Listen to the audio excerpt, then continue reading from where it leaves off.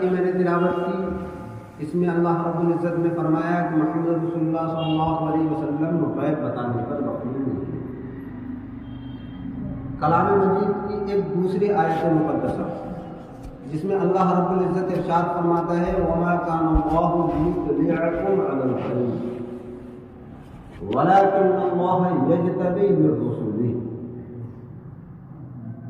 کہ اللہ رب العزت کی یہ شان نہیں تم تمام لوگوں کو غیب پر مطلع فرمائے یا غیب کا علم دے، وَلَكِنَّ اللَّهَ يَجْتَبِي مِن رُّسُلِهِ، لیکن اپنے رسولوں سے جسے چاہتا ہے چن لیتا ہے، اس کا انتخاب فرما لیتا ہے۔ تو اللہ رب العزت رسولان اعظام انبیاء اعظام کو علم غیب پر مطلع فرماتا ہے۔ اللہ کی عطا سے انبیاء اکرام علم غیب جانتے ہیں، یہ کلام مجید کی آیت مقدسہ بتا رہی ہے۔ اور لفظ نبی کا عربی زبان میں جو معنی آتا ہے اس کا معنی ہی غیب بتانے والا ہے۔ عربی کی کسی بھی ڈکشنری کو اٹھا کر کے دیکھیں گے جس کا ٹرانسلیشن کسی بھی زبان میں کیا گیا ہو تو نبی کا معنی ہوگا غیب بتانے والا۔ اب وہ لوگ جو نبی کریم صلی اللہ علیہ وسلم کا علم غیب کا انکار کرتے ہیں ان کو ان آیت مقدسہ پر غور کرنا چاہیے۔ اللہ رب العزت نے ارشاد فرمایا عالم الغیب وَلَا يُظْهِرُ عَلَىٰ غَيْبِهِ أَحَدًا إِلَّا مَنِ ارْتَضَىٰ مِن رَّسُولٍ، اللہ رب العزت کی یہ شان نہیں کہ وہ کسی کو اپنے غیب پر مطلع فرمائے إِلَّا مَنِ ارْتَضَىٰ مِن رَّسُولٍ، لیکن اپنے رسولوں میں سے جسے چاہتا ہے اس کا انتخاب کر لیتا ہے، چن لیتا ہے۔ اس آیت مقدسہ کے اندر بھی انبیاء اکرام رسولان اعظام کے لیے علم غیب ثابت ہے۔ اللہ کے نبی صلی اللہ علیہ وسلم اللہ کی عطا سے علم غیب جانتے ہیں، ہمارے آقا صلی اللہ علیہ وسلم۔ اب دیکھیے اللہ کے نبی صلی اللہ علیہ وسلم نے جو بھی فرمایا وہ حق ہے، اس کا انکار نہیں کر سکتے۔ انکار کرے گا تو اپنا ٹھکانہ کو خود محسوس کر لے کہ اس کا ٹھکانہ کیا ہوگا۔ اللہ رب العزت نے جو فرمایا وہ حق ہے۔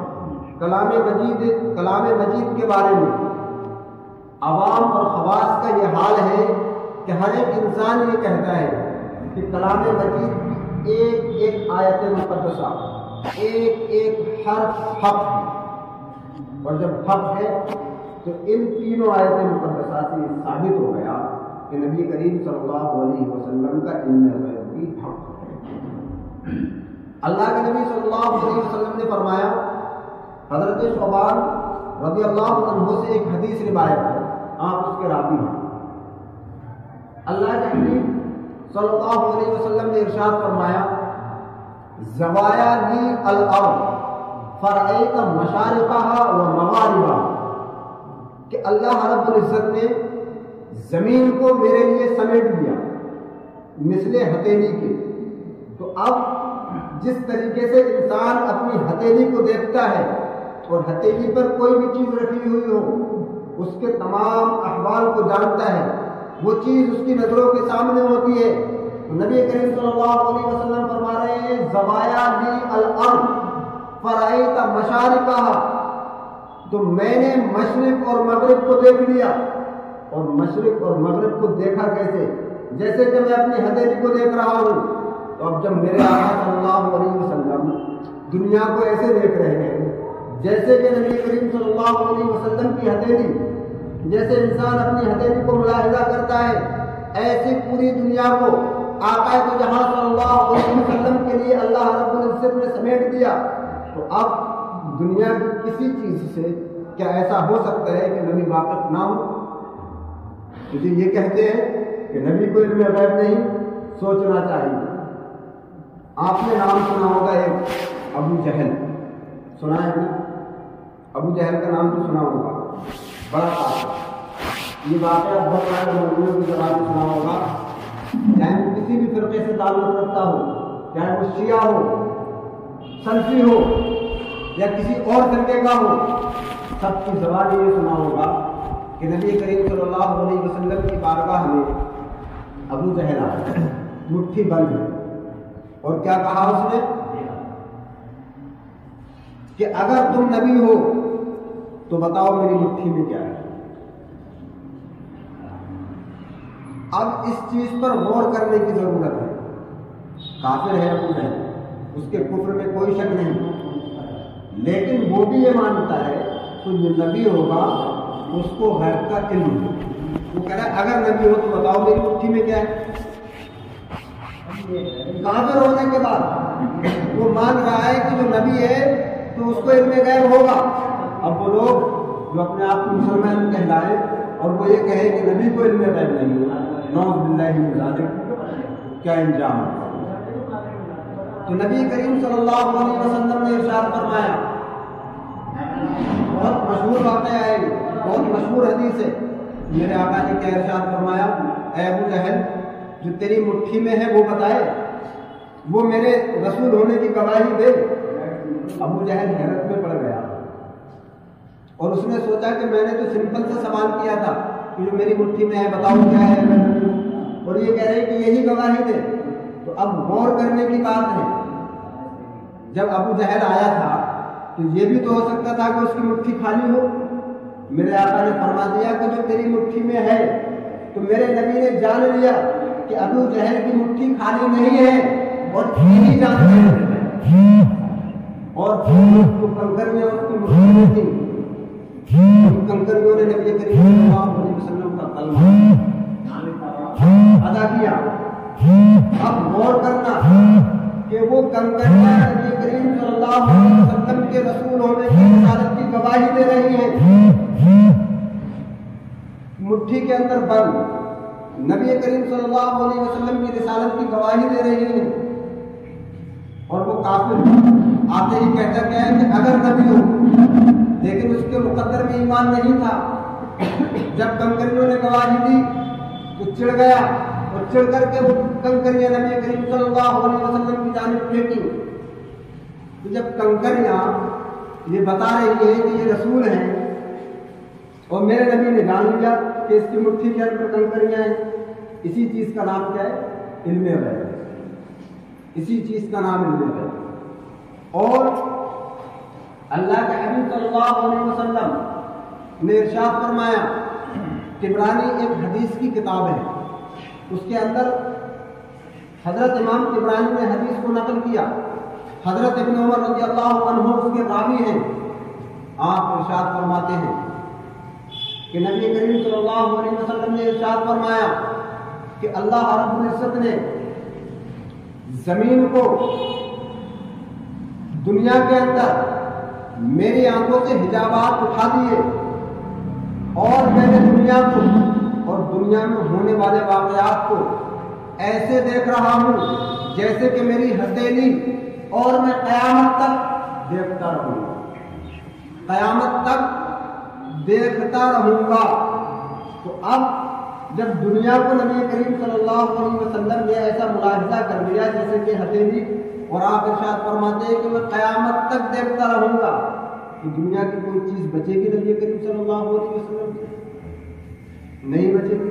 اسی چیز کا نام علم غیب ہے۔ اسی چیز کا نام کیا ہے؟ علم غیب ہے۔ اور حیرت کی بات یہ ہے کہ نبی کے علم غیب کی گواہی جانور تک دیتے ہیں۔ نبی کریم صلی اللہ علیہ وسلم کے دور کے 4 پیروں کے جانور نبی کی رسالت کو مانتے ہیں، نبی کے علم غیب کی گواہی دیتے ہیں، لیکن یہ 2 پیر کا انسان نبی کریم صلی اللہ علیہ وسلم کے علم غیب کا انکار کرتا ہے۔ اس کی جرأت دیکھیے، 4 پیر کا جانور یہ مان رہا ہے کہ نبی کو علم غیب ہے۔ حضرت ابو ہریرہ رضی اللہ عنہ اس حدیث کے راوی ہیں۔ مشکات المصابیح یہ ایک حدیث کی کتاب ہے، اتنی لمبی ہے اور اتنی موٹی ہے، 2 جلدوں کے اندر۔ جتنے بھی اپنے آپ کو مسلمان کہلانے والے ہیں، کسی بھی فرقے سے تعلق رکھتے ہوں، ہر کے مدرسے کے اندر وہ کتاب پڑھائیں گے۔ کسی بھی فرقے سے تعلق رکھتے ہوں، اور اس کے اندر حدیث نقل کی ہے کہ ایک چرواہا بکریوں کو چرا رہا تھا. بھیڑیا آتا ہے، آنے کے بعد ایک بھیڑیا ایک بکری کو پکڑتا ہے اور اس کو اپنا شکار بناتا ہے. چرواہا جب یہ دیکھتا ہے تو چرواہا بھیڑیے کے پیچھے بھاگتا ہے اور وہ بکری کو چھڑا لیتا ہے. چرواہا بکری کو چھڑانے کے بعد اپنے ریوڑ میں بکری کو کر دیتا ہے. وہ بھیڑیا وہاں سے جا کر کے ٹیلے پر بیٹھتا ہے. اللہ رب العزت اس بھیڑیے کو قوت گویائی عطا کرتا ہے، بولنے کی طاقت عطا کرتا ہے، اور وہ بھیڑیا چرواہے سے کہتا ہے کہ اللہ نے مجھے رزق دیا تھا اور تو نے مجھ سے چھین لیا. اب جب چرواہا یہ دیکھتا ہے کہ جانور، آج تک میں نے جانوروں کو انسانی آواز میں بات کرتے نہیں دیکھا، بڑا حیرت میں پڑ جاتا ہے اور وہ بھیڑیے سے کہتا ہے کہ تو انسانی آواز میں کیسے بات کر رہا ہے؟ میں تو بتائے حیرت میں آ گیا ہوں.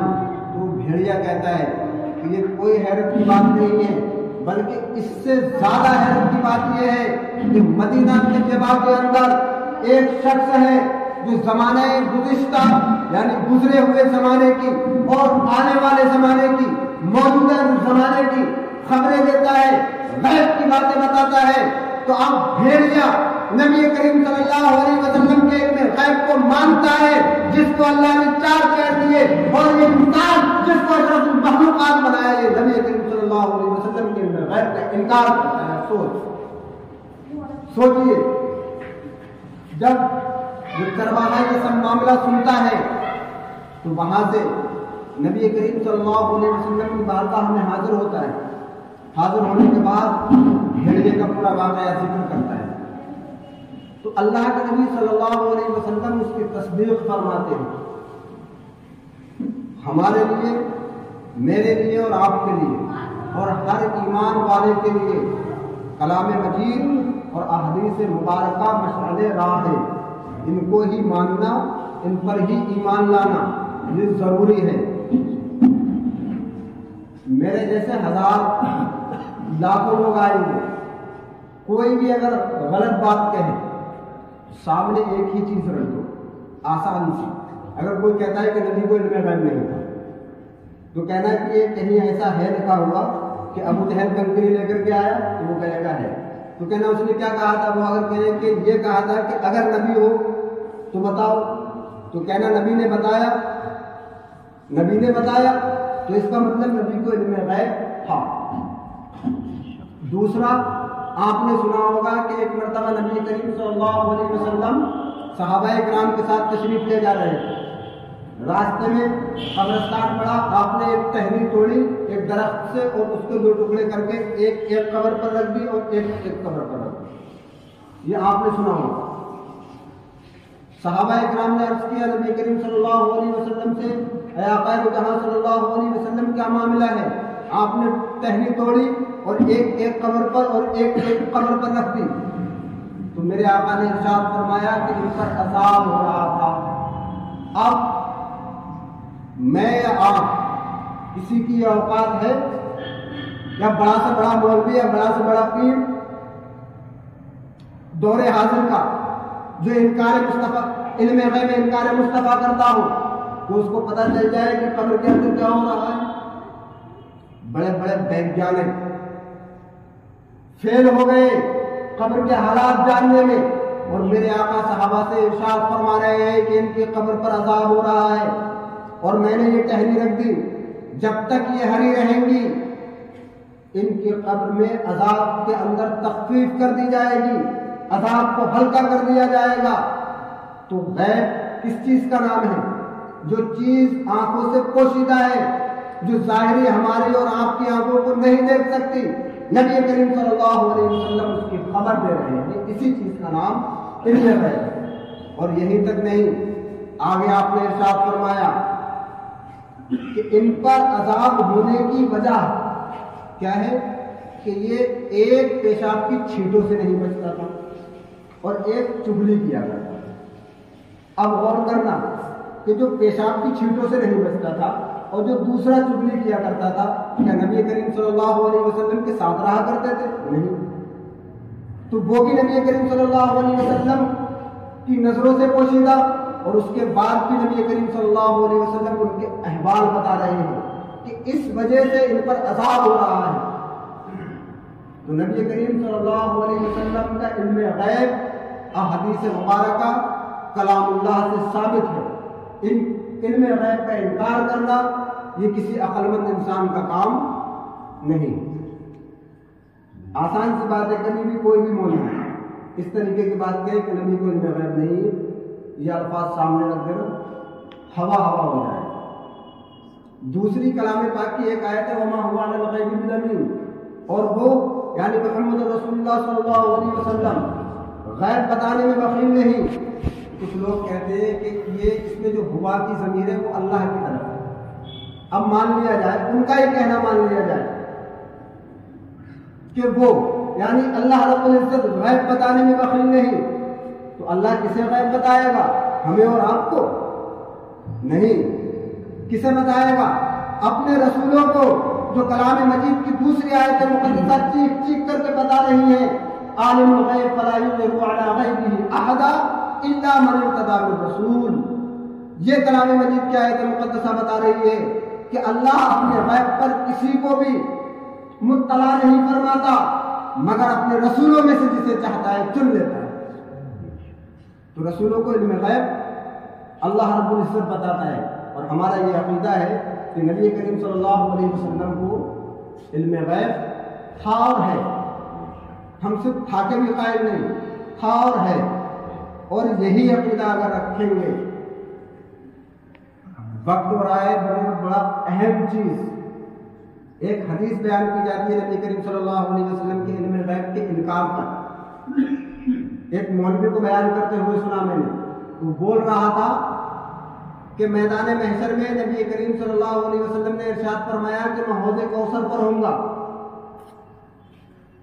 اور اپنے محبوبین کو، اپنے چاہنے والوں کو کوثر کا جام پلا رہا ہوں گا، اسی درمیان میں فرشتے کچھ لوگوں کو گھسیٹتے ہوئے لے کر کے جائیں گے، تو نبی کریم صلی اللہ علیہ وسلم ارشاد فرمائیں گے کہ انہیں کہاں لے کر کے جا رہے ہو؟ تو فرشتے کہیں گے کہ انہوں نے آپ کے بعد بڑی بڑی گمراہی کی، بڑی بڑی بدعتیں رائج کی، آپ کو خبر نہیں ہے، آپ کو علم نہیں ہے۔ اس سے پتہ چلتا ہے کہ فرشتے کہہ رہے ہیں کہ نبی کو علم غیب نہیں ہے۔ لیکن جس کی اوپر کی منزل خالی ہونا، وہ اللہ، ایک مولوی کا شعر ہے، خدا جب دین لیتا ہے تو عقل بھی چھین لیتا ہے۔ اب غور کی بات ہے کہ یہ میدان محشر کا واقعہ ہے، نبی مدینہ طیبہ کی سرزمین پر بیٹھ کر کے صحابہ اکرام سے فرما رہے ہیں کہ میں حوض کوثر پر ہوں گا، تو یہ کیا علم غیب نہیں ہے؟ نبی صحابہ اکرام سے فرما رہے ہیں کہ میں جام کوثر پلاؤں گا، یہ کیا علم غیب نہیں ہے؟ نبی کریم صلی اللہ علیہ وسلم فرما رہے ہیں کہ میرے سامنے سے کچھ لوگوں کو فرشتے لے کر کے جائیں گے، یہ کیا علم غیب نہیں ہے؟ اور آپ فرما رہے ہیں کہ میدان محشر میں فرشتے کہیں گے کہ آپ نہیں جانتے، اور نبی پہلے سے مدینہ طیبہ کی سرزمین پر جانتے ہیں کہ میرے سامنے سے لے کر کے جائیں۔ اسی چیز کا نام علم غیب۔ جو حدیث پیش کی جاتی ہے انکار علم غیب مصطفیٰ کے تعلق سے، وہ ان کے منہ پر تماچا ہے، لیکن جس کا اللہ رب العزت دین چھینتا ہے تو اس کی عقل بھی ظاہر ہو جاتی ہے۔ استغفر اللہ رب